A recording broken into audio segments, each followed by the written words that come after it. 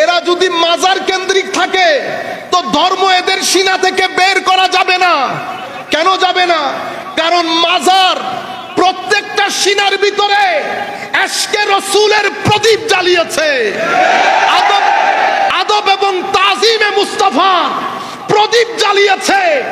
মানুষ গুনাহগার হতে পারে, কিন্তু আমার নবী 1400 বছর পরে আগত উম্মত সেভাবে আমার নবীকে মহব্বত করে যেভাবে প্রথম যুগের মুসলমান মহব্বত করতেন। বাংলাদেশের এখন যে 18-22 বছরের প্রজন্ম, আপনার সন্তান, আপনার নাতি, প্রত্যেকের মাথার ভিতরে ঢুকানো হয়েছে যে মাজার কেন্দ্রিক ব্যবসা হয় এবং মাজার পূজা করা হয়। আমিও মাজার পূজারি, হামিদি সাহেবও মাজার, ফরিদি সাহেবও মাজার পূজারি। এটা মোটামুটি তরুণ প্রজন্মের মাথার ভিতরে ঢুকানো হয়েছে। এখানে আমাদের দোষও আছে, আমাদের দোষ আমার দৃষ্টিতে বেশি। তো এখন সামনে যখন আমি আমার এখান থেকে চার্জ নিয়ে বিতরণ করতে যাইব, কেউ আমাদের থেকে চার্জ নিতে চাইবে না, কারণ সবাইকে বোঝানো হয়েছে এটা পজিটিভ এনার্জি না, নেগেটিভ এনার্জি।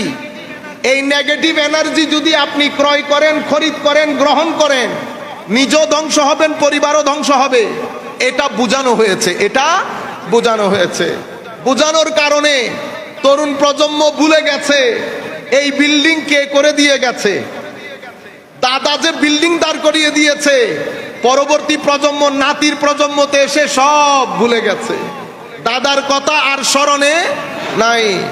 সম্মানিত উপস্থিতি, আমাদের কিছু মাজার কেন্দ্রিক কর্মকাণ্ডের কারণে পৃথিবীতে ওয়েস্টার্ন ওয়ার্ল্ড, আগে আমি এই পয়েন্টটা পরিষ্কার করি আপনাদেরকে, এটা আমি আমার হৃদয়ের গহীন থেকে, হুজুর কেবলা যিনি মাজারে পাকে শুয়ে আছেন, হুজুরের ফুয়ুজ ও বারাকাত নিয়ে হুজুরের পক্ষের উকিল হয়ে, হুজুরের পক্ষের উকিল হয়ে আমি তরুণ প্রজন্ম, আপনারা কথা বলবেন না বেটা, আপনারা তরুণ প্রজন্ম এবং বিশেষ জিম্মাদারি আপনাদের হাতে, পুরা পৃথিবীর বাংলা ভাষাভাষীদের কাছে আমি এই মেসেজ পৌঁছাতে চাচ্ছি যে হে তরুণ, পৃথিবী, ওয়েস্টার্ন কান্ট্রি, পশ্চিমা বিশ্ব আপনাদেরকে নিয়ে একটা প্ল্যান আছে। প্ল্যান, সেই প্ল্যান হচ্ছে যেই কোনো মূল্যে আপনার সন্তান, আমার সন্তানকে ধর্মহীন করা।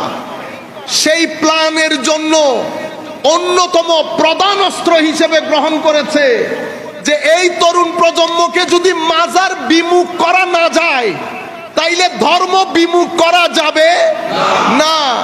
এরা যদি মাজার কেন্দ্রিক থাকে তো ধর্ম এদের সিনা থেকে বের করা যাবে না। কেন যাবে না? কারণ মাজার প্রত্যেকটা সিনার ভিতরে এশকে রসুলের প্রদীপ জ্বালিয়েছে। আদব এবং তাজিমে মুস্তাফা প্রদীপ জ্বালিয়েছে।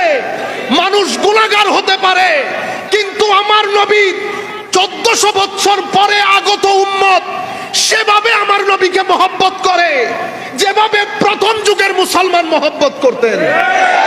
মহব্বত করেন হয়তো 16-20, হয়তো 10-20, কিন্তু মহব্বত করেন।